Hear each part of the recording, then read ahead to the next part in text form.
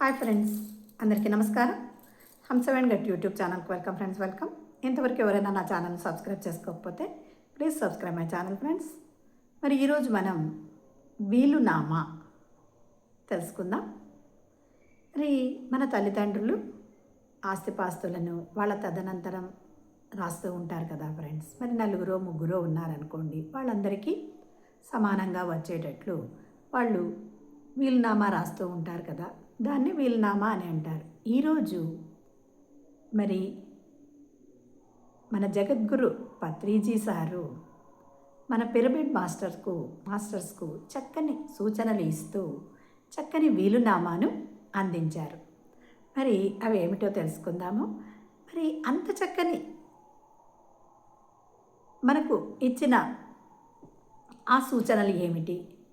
మరి నిజంగా మనము చాలా ధన్యులమైనాం ఫ్రెండ్స్. అంతటి చక్కని సూచనలను మనం మన నిజ జీవితంలో వాటిని ఆచరిస్తే మన జీవితము ధన్యమవుతుంది. ఆ సూచనలు ఏమిటి అంటే, చక్కగా ఎప్పుడు ధ్యానం చేస్తూ ఉండాలి.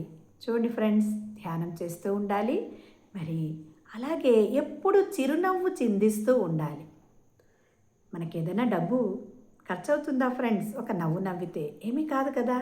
అలా ఎవరిని చూసినప్పటికీ మనము ప్రతి ఒక్కరిని చిరునవ్వుతో పలకరించాలి, చిరునవ్వులు చిందిస్తూ ఉండాలి. అలాగే ధ్యానం ఒకటే కాదు ఫ్రెండ్స్, చక్కని ఆటపాటలతో మనము ఎప్పుడూ హాయిగా నవ్వుతూ ఆనందంగా సంతోషంగా ఉండాలన్నమాట. అలాగే మరి నిశ్శబ్ద ధ్యానం చాలా వెరీ ఇంపార్టెంట్ కదా ఫ్రెండ్స్. మనం ధ్యానంకి ఎంత ఇంపార్టెన్స్ ఇస్తారో మన పత్రిజీ సారు, మరి సైలెన్స్ మెడిటేషన్కు కూడా అంతే ప్రాముఖ్యతను, మరి దానివల్ల అత్యంతమైన శక్తి మనకు వస్తుంది ఫ్రెండ్స్. మరి మనకు హాని చేసిన వారిని కూడా మనం ఎప్పుడూ వాళ్ళ మంచి కోరాలి. ఇక్కడ మనం ఒకటి కబీర్ దాస్ చెప్పింది కూడా గుర్తు చేసుకోవచ్చు. అంటే మన త్రోవలో ఎవరైనా ముళ్ళ బాట వేస్తే కూడా మనం వారికి గులాబీల బాట వేయాలి. మనకు ఎవరు హాని చేసినా ఏది చేసినా మనము వాళ్ళ మంచినే కోరాలి, అంతే కదా ఫ్రెండ్స్. మరి మనం అన్ని పనులను చేస్తూ కూడా మన ప్రక్క వారికి అందరికీ ఆ పని యొక్క క్రెడిట్ని ఇస్తూ ఉండాలి. అందరూ ఎంతో చక్కగా పనిచేశారు.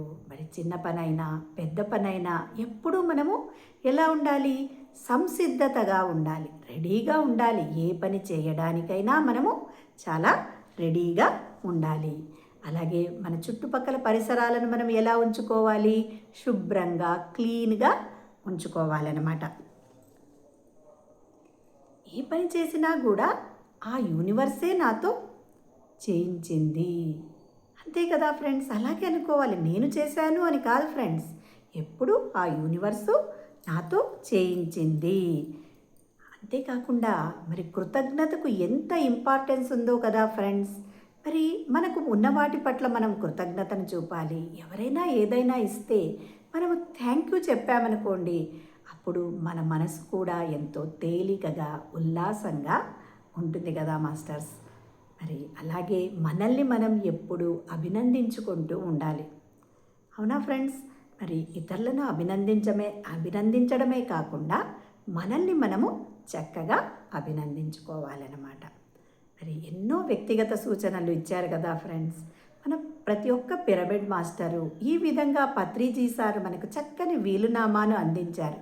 మరి వాటిని మన లైఫ్లో మనం పాటిస్తే మన లైఫ్ కూడా ఎంతో ఆనందంగా ఉంటుంది, మరి సంతోషంగా ఉంటుంది కదా ఫ్రెండ్స్. అలాగే ధ్యానం చేసే పద్ధతి ఏమిటి అంటే, చక్కగా సుఖస్థిరాసనంలో కింద కూర్చునే వాళ్ళైతే కూర్చోవాలి, పైన కూర్చునే వాళ్ళైతే కాళ్ళు రెండు క్రాస్ చేసుకోవాలి, వేళ్ళలో వేళ్ళు పెట్టుకొని ఒళ్ళో పెట్టుకోవాలి, కంటికి అద్దాలుంటే పక్కన పెట్టేయాలి, కళ్ళు రెండు సుతారంగా మూసుకోవాలి.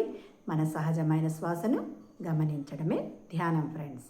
అలా ఆలోచనారహిత స్థితి ఏర్పడినప్పుడు, అంటే థాట్లెస్ స్టేజ్ వచ్చినప్పుడు మనకు చక్కగా మన బ్రహ్మరంధ్రము గుండా ఆ విశ్వశక్తి, కాస్మిక్ శక్తి, కాస్మిక్ ఎనర్జీ మన శరీరంలో ప్రవేశిస్తుంది మాస్టర్స్. అదే ధ్యాన స్థితి, అదే ఆత్మస్థితి. Thank you so much.